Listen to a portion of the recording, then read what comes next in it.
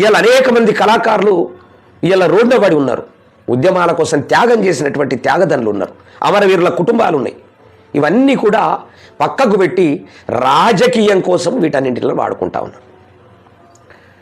విద్యను ఒక రకంగా రాజకీయానికి వాడుకుంటున్నారు, వైద్యాన్ని ఒక రకంగా రాజకీయానికి వాడుకుంటున్నారు, రైతులను ఒక రకంగా రాజకీయానికి వాడుకుంటున్నారు.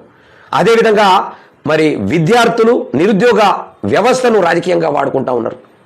కళాకారులను కూడా రాజకీయంగా వాడుకుంటున్నారు. ఇవాళ వాళ్ళు పాటలు చేసి ట్రెండింగ్లకు తీసుకొచ్చి పాటలు పాడి ఇన్ని చేస్తే కళాకారులను పట్టించుకునేటటువంటి దిక్కు దివాన్ లేదు. ఈ పంచభూతాలు లాంటి ఈ 5 చాలా చాలా ఇంపార్టెంట్. దానికోసం ప్రజా అసెంబ్లీ ప్రజలకు తెలియజేస్తూ, ప్రజల కష్టాలను వాళ్ళకే తెలియజేస్తూ, ప్రజల పక్షాన నిలబడి ఈ 5 అంశాలు ఒక గాడిలో పడటానికి ప్రయత్నం చేస్తూ ఉన్నది.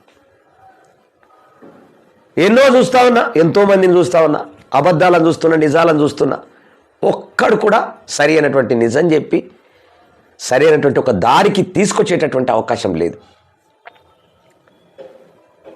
హిడ్మా ఎవరి కోసం త్యాగం చేసిండని నాకు అర్థం కాదు. ఎవరి కోసం త్యాగం చేసి? బార్డర్లో ఉన్నటువంటి సైన్యము ఎవరి కోసం త్యాగం చేస్తున్నారు? భారతదేశం అంతా ప్రజలంతా సస్యశ్యామలంగా మంచిగా ఉండాలని ప్రయత్నం చేస్తారు. రైతులు ఎవరి కోసం చేస్తూ ఉన్నారు?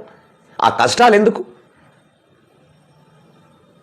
ప్రతి ఒక్కరికి ఇంత తిండి పెట్టడానికి ప్రయత్నం చేస్తూ ఉన్నారు. మరి రేపు గాలి పీల్చుకొని బతారా? ట్యాబ్లెట్ వేసుకొని బతారా? ట్యాబ్లెట్లు వస్తాయట. ఇక ఈ ఫుడ్ గిడ్ అంతా బంద్ అయిపోయి ఒక ట్యాబ్లెట్ వేసుకుంటే ఆ దినమంతా ఎనర్జీ ఉంటుంది, అదే మొత్తం టోటల్గా బాడీకి ఇస్తుంది. అలాంటి పరిస్థితి వస్తుందా ఎప్పుడన్నా? ఒకవేళ వస్తే 25 నుంచి 30 ఏళ్ళనే కథం అయిపోతారు. అందుకే శనగ చెట్టుకు నిచ్చెనేశ్వరుడు పుడతాడు అని బ్రహ్మగారు చెప్తారు. అదేనేమో ఇది. ఎన్ని జరుగుతూ ఉన్నాయి ఇవాళ. అవన్నీ కూడా పట్టించుకోకుండా ఏదైతే రాజకీయ నాయకులకు ఒక గుదిబండలాగా మారతాయో వాటి మీద వీళ్ళు ఆల్రెడీ ఎక్కువ పెట్టి ఉన్నారు. వాటిని డెవలప్ చేయట్లేదు. ఖచ్చితంగా దాన్ని డెవలప్ చేస్తే ఖచ్చితంగా రాజకీయ నాయకులకు ఎఫెక్ట్ అవుతుంది అనేటటువంటి కాన్సెప్ట్లో ఆ ప్రధానమైనటువంటి భూమికను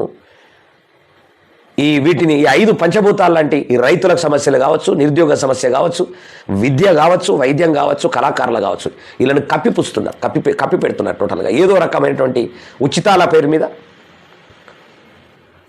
పేరు మీద ఉద్యమాలను అణిచివేసి టోటల్గా ఈ 5 అంశాలను ఆల్రెడీ కప్పిపుచ్చి ఇలా ప్రజలకు 90% ఉన్నటువంటి ప్రజలకు మోసం చేస్తున్నారు.